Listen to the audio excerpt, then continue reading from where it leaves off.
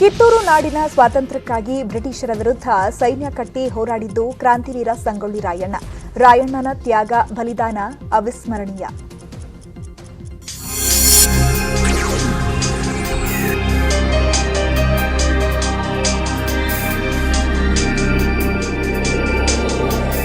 ಕನ್ನಡ ನಾಡಿನ ಸ್ವಾತಂತ್ರ್ಯ ಹೋರಾಟದಲ್ಲಿರೋ ಮುಂಚೂಣಿ ನಾಯಕ ಸಂಗೊಳ್ಳಿ ರಾಯಣ್ಣ.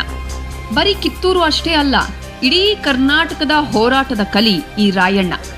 ದೇಶದ ದೊಡ್ಡ ದೊಡ್ಡ ಸಾಮ್ರಾಜ್ಯಗಳೇ ಬ್ರಿಟಿಷರಿಗೆ ಮಣಿದು ಕಪ್ಪ ಕಾಣಿಕೆ ಕೊಡ್ತಿದ್ರು. ಆದರೆ ಕಪ್ಪ ಸಲ್ಲಿಸಲು ವಿರೋಧ ಮಾಡಿದ್ದೇ ಕಿತ್ತೂರು ಸಂಸ್ಥಾನ. ರಾಣಿ ಚೆನ್ನಮ್ಮ ನಂತರ ಸಂಗೊಳ್ಳಿ ರಾಯಣ್ಣ ಇಲ್ಲಿ ಅಗ್ರರು.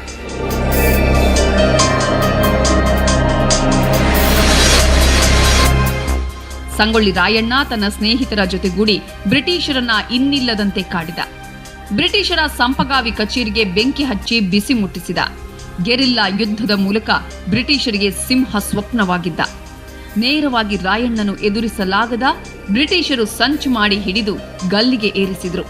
ಖಾನಾಪುರ ತಾಲೂಕಿನ ನಂದಗಡದಲ್ಲಿ ಗಲ್ಲಿಗೆ ಏರಿಸಲಾಯಿತು.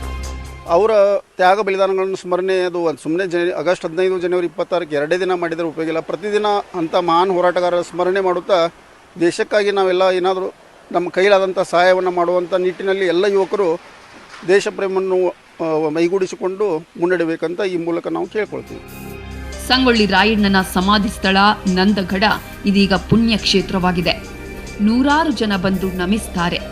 ಇದೆಲ್ಲ ನೋಡಿದರೆ ಅವನು ದೈವಿಮಾನವನ್ನಾಗಿ ಕಂಗೊಳಿಸ್ತಾ ಇರಲಿಕ್ಕೆ ಒಂದು ಮುಖ್ಯವಾದ ಕಾರಣ ಏನು, ಅವನ ಪ್ರಾಮಾಣಿಕ ಸ್ವಾಮಿನಿಷ್ಠೆ, ತಾಯಿ ಚೆನ್ನಮ್ಮಾಜಿಯವರ ಮತ್ತೆ ಪಟ್ಟಕ್ಕೆ ಕಟ್ಟಬೇಕು ಮತ್ತು ಪ್ರಾಮಾಣಿಕವಾದಂಥ ದೇಶಭಕ್ತಿ. ಬ್ರಿಟಿಷರನ್ನ ಭಾರತ ದೇಶ ಬಿಟ್ಟು ಓಡಿಸಬೇಕು. ನಮ್ಮ ಭಾರತಕ್ಕೆ ನಿಮಗೆ ಏನು ಸಂಬಂಧ ಇಲ್ಲ ಅಂತ ಹೇಳಿದವರು, ಸಾರಿದವರು ಯಾರಾದರೂ ಪ್ರಪ್ರಥಮವಾದಂಥ ವೀರ ಯೋಧ ಇದ್ದರೆ ಅದು ಶ್ರೀ ಕ್ರಾಂತಿವೀರ ಸಂಗೊಳ್ಳಿ ರಾಯಣ್ಣ ಮತ್ತು ಶ್ರೀ ವೀರರಾಣಿ ಕಿತ್ತೂರು ಚೆನ್ನಮ್ಮ. ರಾಯಣ್ಣನಂತಹ ನಾಡ ಪ್ರೇಮಿ ಮಗನೇ ಹುಟ್ಟಲಿ ಅಂತ ಕೆಲವರಂತೂ ಹರಕೆ ಕಟ್ಟೋದು ಸಾಮಾನ್ಯ. ರಾಯಣ್ಣನಂತಹ ವೀರ ಯೋಧರು ಹುಟ್ಟಿ ಬರಲಿ ಅನ್ನೋದು ನಮ್ಮ ಆಶಯ. ಗೆರಿಲ್ಲಾ ಯುದ್ಧದ ಮೂಲಕ ಬ್ರಿಟಿಷರನ್ನು ನಿದ್ದೆಗೆಡಿಸಿದ್ದ ವೀರ ಸಂಗೊಳ್ಳಿ ರಾಯಣ್ಣನ ಸಮಾಧಿ ಸ್ಥಳ ಇವತ್ತು ಪವಿತ್ರ ಸ್ಥಳವಾಗಿದೆ. ಇಲ್ಲಿ ಬಂದಂತ ನೂರಾರು ಮಹಿಳೆಯರು ತೆಂಗಿನಕಾಯಿ ಕಟ್ಟುವ ಮೂಲಕ ಹರಕೆಯನ್ನು ಹೊರ್ತಾರೆ. ಸಂಗೊಳ್ಳಿ ರಾಯಣ್ಣನಂತ ಮಗ ಹುಟ್ಲಿ ಅಂತೇಳಿ ಹರಕೆಯನ್ನು ಹೊತ್ತು ಹೋಗುವಂಥದ್ದು ಇವತ್ತು ಪ್ರತಿನಿತ್ಯ ನಡೀತಾ ಇದೆ. ಸ್ವಾತಂತ್ರ್ಯೋತ್ಸವದ ಸಂದರ್ಭದಲ್ಲಿ ಸಂಗೊಳ್ಳಿ ರಾಯಣ್ಣನ ತ್ಯಾಗ ಬಲಿದಾನ ಹೋರಾಟ ಎಲ್ಲರೂ ಸ್ಮರಿಸಲೇಬೇಕು. ಚಂದ್ರಕಾಂತ್ ಸುಗಂಧಿ, ನ್ಯೂಸ್ 18 ಕನ್ನಡ, ಬೆಳಗಾವಿ. ಇವಿಷ್ಟು ಈ ಹೊತ್ತಿನ ಪ್ರಮುಖ ಸುದ್ದಿ.